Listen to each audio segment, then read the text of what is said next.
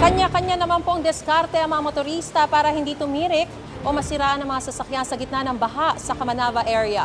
Mula sa Caloocan, may unang balita live si Bea Pinlac. Bea, epektibo naman kaya yung mga diskarte nila?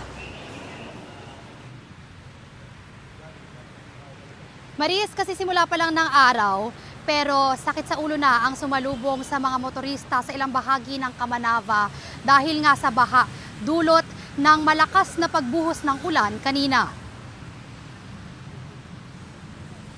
Galing ng monumento si Jules bago niya naisipan na dumaan sa C3 sa Caloocan. Nagbaka sakali raw siya na makakaiwas sa traffic at baha, pero ang ending... Ito nga, nabungaran namin mas mataas pala yung baha.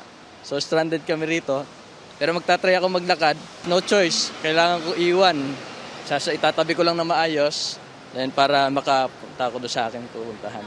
Si Michael naman nag-abang muna na bumaba ang tubig. Mas mahirap daw kasi kung lumusong siya at ang mangyari, tumirik siya sa gitna ng baha. Delikado, baka tumirik yung motor. Mahal magpa-maintenance eh. Nagdadalawang isip pa ako eh. Bali, siguro susugurin ko ito kasi may pasok pa ako ng alas 4 eh. Anong oras na eh. Sa MacArthur Highway naman, hindi rin nakaligtas ang ilang motorista sa baha.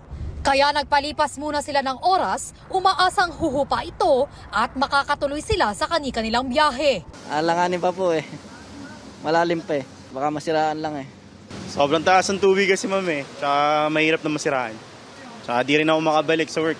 Hintay muna para pakasakaling mas umokay mamaya.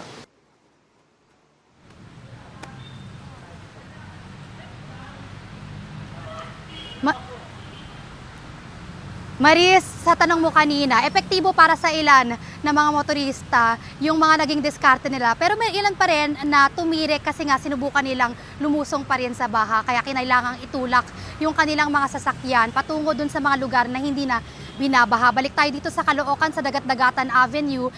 Wala ng ulan, medyo malakas pa rin ang hangin pero hindi pa tuluyang sumisilip ang araw. Ang baha naman, bagaman perwisyo pa rin para sa ilan, ay unti-unti nang humuhupa. At yan ang unang balita mula rito sa Caloocan. Bea Pinlac para sa GMA Integrated News.